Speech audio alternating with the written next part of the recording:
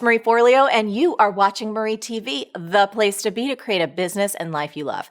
If you want to experience more joy and more love and more ease as you reach your goals, this, my friend, is the episode for you.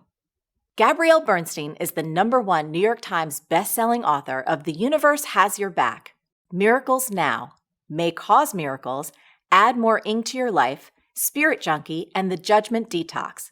She was featured on Oprah's Super Soul Sunday as the next generation thought leader, and the New York Times named her a new role model. Gabby leads talks and meditations for sold-out audiences around the world and teamed up with Deepak Chopra to co-host the Guinness World Records largest group meditation. Her newest book is Super Attractor, Methods for Manifesting a Life Beyond Your Wildest Dreams.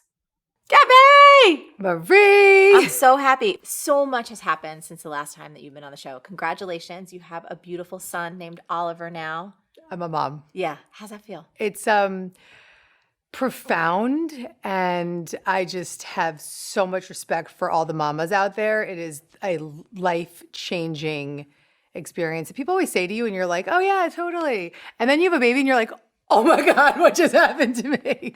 So, it's been mind-blowing, and he's an angel. I have an angel baby. He's so easy. He sleeps so well. He is so happy, and he has red hair. Really? He has red hair and my face. Like if you just took my face and just put it on a little baby, this is my child. Yeah. Oh, he's the cutest. Every picture I've seen so far, he's amazing. Okay, so Super Attractor. You guys, phenomenal. Tell me about this latest book. What was the inspiration behind it? My son actually really inspired a lot of this book. It was, as I've spoken very publicly about how it took me 3 years to conceive. And I had to adjust my belief system to allow myself to be in a state of alignment to really manifest what became my child, birthing this boy. He's a big story throughout the book. And a big part of it was about having to just really do a complete adjustment of my attitude and my belief systems and really walk my talk as a spiritual teacher and a manifester and someone who believes in a higher power. And so I made that commitment in my own life, and then it was really clear that this was something I had to start to write about in a bigger way. Yeah. And in some ways, it's sort of like the next step to my book, The Universe Has Your Back, because The Universe Has Your Back was really about transforming your fear into faith. And then there was this moment of, and then what? Now that I've done this heavy lifting, what can I do with that new energy? And that's what Super Attractor is. And what does it mean to be a Super Attractor? How would you define that? What it means to be a Super Attractor is that what you believe you will receive. So you align yourself with an energy and a belief system and a thought system that magnetizes what it is that you desire. So you start to really commit fully to what I refer to in the book as your alignment. Being in full alignment with feeling good and sticking to leaning towards the better feeling thoughts and working your way out of the negative holes and patterns and momentum behind the negativity so that you can be an amazing attractor for what it is that you desire without having to do so much. It's a really hard thing for many of us. Yeah. I know, especially in a culture right now. I'll say, you grew up and one of my strongest qualities is my work ethic. So it can be challenging for some of us to hear this and go like, but wait, you know what I mean? It's like kind of shakes the ground to think that things could actually happen with more ease, but it makes so much sense to think about also just the well-being that comes from aligning yourself with feeling good. So there's so much that we can dig into here. Well, I actually want to say something to that, though, because you are a really good example of someone who's a super attractor, given you work a lot, but you are so aligned with your work that it doesn't feel like work. Right. Sometimes it does, but a lot of the time, And so those times when it does, that's when you want to check yourself, go read the book, and get yourself back into alignment. But for the most part, the successes you've had are a result of you taking action from alignment. Yeah, and we've known each other for such a long time. Yeah. So Gabby and I have been friends for so long. So she's seen me in front of the camera, behind the camera. We have so many conversations, and I really do love what I do. I love what you wrote on page 51. You write, the key to feeling good is to decide to stop feeling bad. Right. It's as simple and profound as that. So for anyone watching right now, and I know there are thousands, if not hundreds of thousands of folks who are saying to themselves, but I have really tough circumstances at the moment. I have an illness. I'm suffering from a loss. There was a situation that came and just rocked me back that I didn't expect. For anyone that feels that maybe the key to feeling good is to decide to stop feeling bad, that feels like an unrealistic jump. Yep. What would you say to them to start to make this shift so it can feel authentic? Well, that's when you need it most. I'll get very personal with your Marie TV people today. I had to really live this one recently. 5 months into my postpartum, I was diagnosed with postpartum anxiety and went off the rails. Like, this is something that people don't talk about. This is something I'm so proud to talk about here on Marie TV with so many women watching. Yes. And it was very, very scary. And so in those dark, dark moments when you're having a biochemical issue and you don't know what's going on, how can you just decide to feel good? So I want to really speak to that person out there who's thinking, I've lost my job, but I have no money to pay the bills, or I'm dealing with depression and I can't get out of it, or, I've lost a family member or a loved one I'm grieving. What the hell are you talking about? How can I decide to feel good? Well, I've been there recently. And in that recent experience of really hitting another bottom in my life, the only way up was to decide to feel good. And when I say I had to decide to feel good, I didn't have to just say overnight, okay, I'm going to feel better right now. I had to make a commitment to do whatever it took to get to the next better feeling. And that meant calling a specific doctor. That might have meant reaching for a different thought. That might have meant not telling the same negative story over and over and over again. Not calling 1,000 people to obsess about the problem. These small adjustments were my decision to feel good. And so when you say I'm going to decide to feel good, it doesn't mean that I'm going to be better tomorrow, but it means I'm going to start to reach for a better feeling each second so that I can get myself out and start to create different momentum rather than the momentum of the fear. I love that. And we're going to get to that in a little bit in terms of the Abraham Hicks kind of emotional feelings. Actually, why don't we just go there now? Let's talk about that, because I know Abraham Hicks, I've run into so many friends recently. It's wild that have talked about the power of that teaching. You and I have talked about it before, but I feel like it's kind of in the zeitgeist again in a bigger way right now. You refer to, I think it's here, I have it flagged in my Super Attractor book. It is the emotional guidance scale. Tell us a little bit about what this is and why it's important, how it's relevant to what you just shared. So Esther Hicks is a channel for these beings of love, I would say, really voices of love, called Abraham. And it's a big theme throughout this book, which is really the teachings of Abraham. And anyone that's speaking about the law of attraction in an authentic way is in some way referencing Abraham, period, end of story. I mean, the Secret was based on the principles of Abraham. And so one of their beautiful methods is this method called the emotional guidance scale. And the theory is that you wouldn't go from doubt or devastation to love over one beat. You wouldn't just leap there, but you would start to go up the scale. So the top of the scale is joy, but I'm actually going to start at the bottom of the scale because you want to reach for the next best emotion. And so it starts with hatred and rage. And then if you get to a place of revenge, that's actually a better vibration than hatred and rage. Whereas if you're going to anger, anger is a better vibration than revenge. Then it goes to discouragement, blame, worry, doubt. And this is all moving up. Doubt is better than worry. Disappointment, better than doubt. Overwhelm, frustration, pessimism, boredom, contentment. And so now you're at contentment. And the next leap is hopefulness. And the next leap is now optimism. And the next leap is positive expectation, then enthusiasm, passion, and then joy, appreciation, and love. So the concept here is that let's say you're super angry at somebody and you're just so stuck in that anger. And then you move into blame. You just leap up and you're in blame. And you're like, I'm going to blame them for all my problems. It's actually a better feeling than anger. So the concept here is that you're reaching for a better feeling vibration. And you're reaching yourself out of that low vibration of hatred and rage and getting yourself up the scale. I think what's so cool about this when I read it was it gives people an opportunity to take a tiny step in the right direction. Totally. Because for so many of us, there may be times, right, when we can shift out and it can be that fast and you just have that possibility. But for the times when we can't, to have another option just feels hopeful. Absolutely. Feels really hopeful. Yep. So Let's talk about your 3-step choose again method, which recurred throughout the book. And I love simple concepts because we can remember them and we can practice them and they actually work. So tell us about the choose again method. This is how I've probably lived my life for over a decade now with this 3-step process. And it's something that's always going on in the background. And in some ways, it's a little bit like cognitive behavioral therapy where you're rethinking something and you're reprogramming and revisiting and reframing. And it's a moment-to-moment subtle shift that you create on your own to start to create a new pattern and a new energy. So the first step is you witness the fear-based thought. You look at the thought. You're looking at it. You're like, this isn't what I want. I'm feeling funky. You may not even identify it first as a thought. You might identify it first as a feeling. I'm not feeling good. Yeah, you find yourself feeling like crap, or you feel stuck, or you feel down, or you feel depressed or anxious or whatever it is, and you notice that this isn't necessarily the way that you want to feel. Yeah. So what am I thinking and how am I feeling? And you look at it and you witness it and you call it out. The next step is actually to forgive the thought. And so this is sort of a weird one for people, but the concept of forgiving the thought means that you're taking its power away.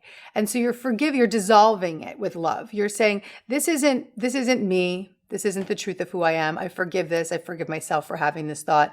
And you start to clean the slate. And then the third step is to ask the universe for guidance to reframe it. Because sometimes when we're in that low vibration, we don't have the mental conditioning yet to think a new thought because we're so stuck in the momentum of that negative thought. And so this is where surrender and prayer comes in. And it's a huge theme throughout the book, which is our commitment to believing in a higher power of our own understanding, whatever that might be for the reader, for the viewer, that you then can literally say, thank you for reframing this for me. And there's so much peace in just giving it over. There's so much peace in just saying, I don't really have the answer for this. I welcome a higher power to reorganize this for me. And so you've done your part by looking at it, forgiving it, and then giving it away is the third step, turning it over. And then what happens ultimately is once you give it away, a new idea will come to you, or someone will call you with a suggestion or solution, or you'll just start to feel better because you've surrendered it. Yeah. There's a lot of ease and efficiency, and I like faith in that. Yeah. I love that piece of it. Yeah. And I feel like anytime in my own kind of journey of working and coaching with people, there is so much power for all of us, for myself included, in like slowing down enough to identify the thought that you're hanging on to that's the source of the misery. Totally. And recognizing, like the name says, we have the power to choose again. Yep. So cool. So let's talk about the story. You tell so many great stories in this book. Let's talk about the one that happened when you found that hate-filled post about you on the Facebook.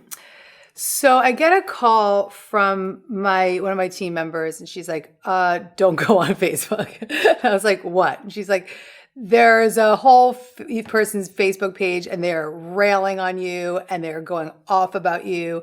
And maybe like 30 people had chimed in being like, oh, you hate Gabby Bernstein? Thank God somebody's talking about it. Just like, going after me. Yeah. And while 30 people is a small number in the grand scheme of the universe, this feels really overwhelming. And even one person hating you on the internet can shake you to your core. Yes. So I do what anyone would do in that moment, and I start to go down that hole of shame and upset and what did I do wrong and how could I have triggered these people in this way and what is my part, and just getting so hooked into it, even though a lot of what was being said without any information, right? But regardless, I didn't even need to dig into it to feel the feelings of discomfort. And I was getting really, really hung up about it. And it took, probably, it was about a full day of just like being down and bummed out. And I remember I was watching television with my husband at night, and I was staring at my phone, just being like, did more people weigh in? Like, what's happening? Yeah. And he looked at me, he's like, what is going on? You can't even be present with me in this room. Why are you so stuck in this? And I was like, it feels so horrible to be, pounded on the internet. And I'm so upset about it. And he said, listen, you've got it all wrong, girl. This is what my husband became my guru. And he said, you are focusing all your energy on these 30 people who are hating you, but you have thousands of people on your DM on Instagram that are trying to send you love, that are asking you questions, that want your support, and you don't even know how to find your DM. You and me were in the same boat for a long I had time. no idea how to find Horrible. my Yeah, DM. yeah, yeah. And he's like, you don't even know how to find it. He's like, let me Yeah. show you how to find your DM and focus on the people that need you, not on these people that are hating on you. So I spend the next 4 days just DMing. Like I went on my Instagram, I was like, yo, who wants to DM? Like, let's go. And so I'm just like in it and just feeling so like within 48 hours, I was just like so transformed by just being in the service of others and connecting to the people that really wanted to hear from me and wanted my support. And what happened that was so transformational was I woke up one morning a few days into this, and I woke up at like 5 a.m. and I was upset by I was still a little upset by the this. thought came right back in. Oh, Of there course. they are. Why are they talking about me? Of course. And in that moment, I was like, okay, Zach said get on DM. So I get back on my DM and I start DMing and I see this girl and she's talking to me and she's saying, listen, I was sober for 2 years. I just went out. I feel like I want to commit suicide right now. I start DMing with her. Within the hour, I'm on the phone with her. And that day, she made a commitment to go back to recovery. So I have deep gratitude for those haters, because those haters gave me this beautiful opportunity to be of service to somebody and potentially save her life, and also just get over it. Yeah. Yeah. It's so powerful. And I wanted you to tell that story in the context of being a super attractor, because this is not about feeling good all the time. That's impossible. Yeah. And it's not about living in such a bubble or such a space where bad things, hurtful things, painful things don't happen. But I think what's so wonderful about this particular book is it's like, hey, we can expect all this stuff, but here are really concrete tools and some great stories that will help you reframe these situations in a new light. That's right. And pick yourself back up with external support. And I think that's another really interesting thing. You told a great story in there, and I'm wondering if you can retell it here about one of the inspirations for this book was, ironically, on your last tour, right? Yeah. You went hard, girl. And I know, you're a hard worker, but you started to notice a thought that you were having that was stressing you out and having you feel unsupported. Yeah. Yeah. So on the book tour for my book, Judgment Detox, I got out of alignment. And one of my key team members was on maternity, and I was dealing with a gut condition, and I was super stressed and just feeling unsupported, and got really, really taken out. And I opened the book by telling that story because the thrill of being able to write this book was what was going to heal me from that, like recovery from that. And so I literally started writing this book on the tail end of that launch because I needed to remind myself of what I knew to be true. Yeah. And I needed to get back into alignment. So writing, I literally, the first page of the book is like, I'm so psyched to be writing this book. And I hope that the reader feels that energy, because I was just ready to just reconnect. And whenever we're in a place where we're pushing or controlling or manipulating or trying to make things happen, we are cutting off our super attractor power. And the universe slapped me on the wrist for that. There was some interesting things that came up during that launch that really rocked me, and they were blessings, because it was the universe will reveal to us what we need to heal. And can you tell about the belief that you had? Like, if I'm not doing it, it's not going to get done. I'm paraphrasing you there. Absolutely. That's pretty much it. It's like, this is an old story I carried for many, many years. If I'm not doing it, it won't happen. And I'm really proud to say, actually, with your help, with Chris Carr's help, I have transformed that story completely. I am so good at asking for help now, Marie. I love it. Yes. I feel at it. And I have like the most amazing people supporting me in all ways. And so I want anyone that's listening to know that is something that can be transformed. And the methods in this book are designed to help people transform belief systems like that. Yeah. So that was a crippling belief system that haunted me for years, that if I don't do it, nobody else will. And it's, you can burn yourself out real fast with that belief system. Yeah.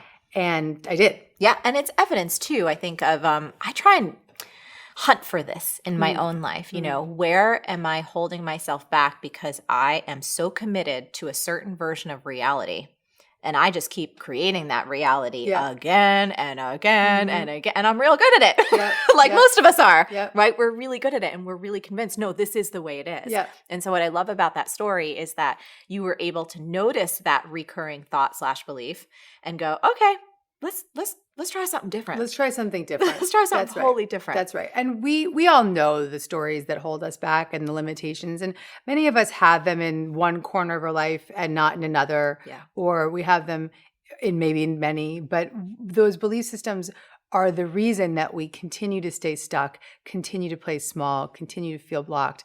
And this book is really just about reframing, reorganizing, and then reestablishing a new way of living so that you can just not be so stuck in those patterns. Let's talk about receiving guidance for a minute, because you were telling a story about early on in your journey, and I've called you. I remember I was, we've had so many talks about this, but I was like, okay, who is one of my friends who is so good getting her thoughts down, getting content down? And I was like, Gabs, I'm going to call Gabs. And we were talking about the book. And I remember you had told me, you're like, Marie, I just sit down and it comes out. And I remember thinking to myself, like, shit, that is just so not me. But I loved in this book, you told the story about right before you were writing your first book, Add More Ink to My Life, which is when you and I met. You felt a sense of fear because you hadn't written a book yet. Yeah. Can you talk to us about how you felt then, what you recognized for yourself? Because I think there might be people in the audience who want to write a book, who dream of writing a book, and may find themselves where I was when I called you and in your shoes way many years ago. Yeah. Well, I knew that there was a book in me, many books in me, but I had no idea how to string a sentence together. I had my literary education ended in 8th grade. I had no idea how to create the structure of a book, how to write an outline, none of it. Tell stories. None of it. Yeah. And so at the time I had to, but I was really good at selling. So I sold my book because I had a good idea and I had built a bit of a platform. So I sold the book to a publisher and then I was like, I have to write the book. So for me, it all came down to surrender. It came down to fully turning it over. At the time, this is a beautiful story in the book. There's many stories that align with this specific time in my life, but I was really needing guidance to show me, what does an outline of a book look like? And so I started to pray for it. And at the time, I had a friend who had passed on, a young woman in my sober community who had died, and very suddenly. And when we were invited some of us were invited to go collect some of her belongings after her parents had been in her apartment. And so I remember I got the hit that I needed to take her books. And so I drove my car over to her apartment and I filled my car up like this, just like boxes and boxes and boxes of all these self-help books. And I stacked my walls with these beautiful books. And I just left them there, didn't even know what to do with them. And around this time when I was trying to figure out what to do with Add More Ink to Your Life, I woke up in the middle of the night and I walked over just randomly to the bookshelf and put my hand on a book and pulled this random book off the shelf that I'd never seen before. And it was this book called Living in the Light by Shakti Gawain. I read that book that night, and that book inspired the simple outline that became Add More Ink to Your Life. And so sometimes when we read another book, we get the inspiration of how we want to outline our own. But the beauty of that was I kept thinking, where did this book come from? I don't know this book. I didn't buy this book. And this was months after Lauren had passed. And I realized it was Lauren's book. So I talk a lot about guidance from above and the people and the deceased family members and friends. And I know Lauren guided me to that book. And Add More Ink to Your Life is actually dedicated to her. That's awesome. Yeah. It's so beautiful. And speaking of guidance, I want to build on that because I feel like this is the first book where you have kind of gone into, like, you and I have had private conversations, but I've never read you writing about, here are all the sources of invisible guidance that are available should you want to choose to invite them to support you from your own higher self, from the universe or source, from God if you choose to use that language, from archangels and guardian angels. And I was like, yay, Gabby! Like, I was so excited to read that chapter. Do you want to speak into that at all? I do. And I write in the book about how I'm going to push the metaphysical envelope and I'm going to go to places I haven't gone before. And I never went there before because I didn't want to alienate my reader. And I had a lot of new seekers that were joining me on this journey. But I feel right now that people are completely ready for this conversation, and they can take it or leave it and make it their own. Yeah. And my beliefs do not have to be theirs. So that's a really important point, that Yes. whatever we believe when we think about a higher power or spiritual presence is what we believe. And all that matters is that you believe it, not that someone said it's this or that. It may be a religious, spiritual belief system. It may be a belief system from your childhood. It may be something that you read in a book that resonated with you. You decide. That's the beautiful thing about being on a spiritual path. But what I share is what I believe to be true about what it means to connect to the voice of our higher self, our inner guidance system, and our inner wisdom, versus what it means to rely on a guide or an angel or a deceased family member or a loved one. And so I believe we all have we all have a team of guides, of spiritual guides that work on our behalf all the time. And what they're there for is often to guide, be a bridge for our thoughts. So when our thoughts are in those low vibrations, if we pray to a guide or we pray to God or we pray to an angel, we can say, thank you for bridging my thought from this low vibrational fear-based belief system to a higher vibe. And the way that they would do that may be by putting a book in front of you or guiding you to an episode of Marie TV that is going to just change your mind. So guides work through the internet and books and people and your subconscious. And so you're gonna, maybe when you have those moments where you're like, I have this sense that I need to watch that episode of Marie TV right now. Maybe somebody watching just got the hit. Yeah. That could have been your guide, just giving you that boost of inspiration. Watch that. Yeah. Watch that, because that's going to change you. And so don't underestimate those moments of synchronicity, because there's support that's leading you in those synchronistic moments. And so the more that we align with our spiritual belief systems, and the more we allow ourselves to accept that it's good to feel good, and the more we use things like the emotional guidance scale or the choose again method or any of the methods in this book, the better we feel. And the better we feel, the more we can hear the guidance that we're receiving. Yeah. The guidance is always there, but we block it. We cut it off. And so we can open up to that guidance. And I tell lots of stories about my guides in this book. Yeah, I know, it's awesome. It reminded me too, my mom has always taught me that I have a number of guardian angels. And she, I remember when I was younger, I railed against it like many of us do, and you just kind of rail against your parents for whatever reason. But it warmed my heart when I read this in your book, because it reminded me of so much good stuff that my mom has tried to share with me. Send your mom a copy of the book. Yeah, she'll love it. She'll absolutely love it. So let's talk about honoring our fear as a guide back to love. What does that mean in practical terms? Can you give us an example? Yeah, this is something that came up towards the end of the book as I was writing, and I felt really called to not wrap the book up by saying, okay, now you're fixed, like everything's good, right? But to really honor what comes up in every moment. Because in my book, The Universe Has Your Back, I talk about spiritual assignments, that when things come up, they're an assignment offering us an opportunity to grow and heal. And that's what any fear-based experience is, just revealing to us the hidden parts of our shadow, or a fearful thought that's coming up again, or an experience that feels like a block is once again revealing to us something that we still need to heal. And so honoring our fear rather than resisting it, honoring the moments in our life that are the most uncomfortable, because they reveal to us the light that we're ready to step into. And so it's a very big reframe, particularly when you're going through really tough times. But when you're going through really tough times, you need that reframe most. And I've been celebrating a lot of the miracles that have been happening since I've been going through this journey of the postpartum stuff that comes up. I have had so many miracles of being able to, and even just to be able, the miracle of being able to speak about it publicly, to take away the shame and the stigma of it. Yeah. So we have to see the purpose in why we go through things. Yeah, I love it. And all of us are going to hit those fearful moments, and to see it as an opportunity to guide ourselves back to love, it makes my shoulders rest a little easier and gives me an opportunity to take a breath, which is really, really beautiful. I want to end on the power of appreciation. You talk about appreciation. I think appreciation is honestly like the biggest super tool in the damn universe for shifting our energy and attention. You shared the Al-Anon lesson. Being grateful doesn't mean we have to be happy about everything, but grateful for the lessons. We can accept that even the tough moments are divine lessons that guide us back to love. Appreciation, I just feel like, gosh, the moment you find yourself in a shitty state, right? That's the thing. That's it. That's the thing. And it's, if you can't appreciate whatever is happening that you perceive to be wrong, it's like we have an opportunity to maybe look someplace else. Like, am I still breathing? Yeah. Yeah. Yes. Yeah. Okay. It's a good day. Yeah. Do I still have a roof over my head? Yeah. I think that the appreciation dissolves the boundary of fear. And appreciation creates more of what you want. So if you've got something good going on, go appreciate it even more. Yeah. Talk about it, thrive in it, write about it, feel it, meditate on the feeling of it, because then you create more of it.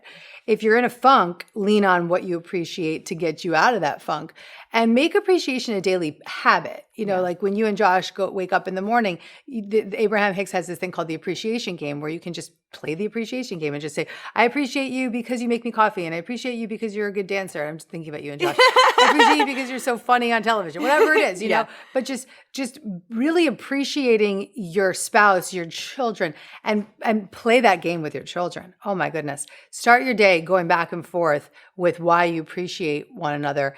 And it immediately just realigns you, puts you into this state where you feel so good. Because how can you can't feel bad in the presence of appreciation? Yeah. And it will catapult you out of the negativity. And that's what this is all about. This is all about taking these moments and using these methods and these practices to consciously and proactively bridge yourself from that low vibration to a better feeling emotion. And in that better feeling emotion, you become a super attractor. Well, I am so appreciative of you, my friend. I love you so much. Thank you for also making such a big focus of this book, how important it is for us to lean into having fun and having joy. And I love having fun with you, and I love having you on the show. And thank you for yet another spectacular book. Thank you. I appreciate you. Édesvíz, ezotéria, önfejlesztés, életmód.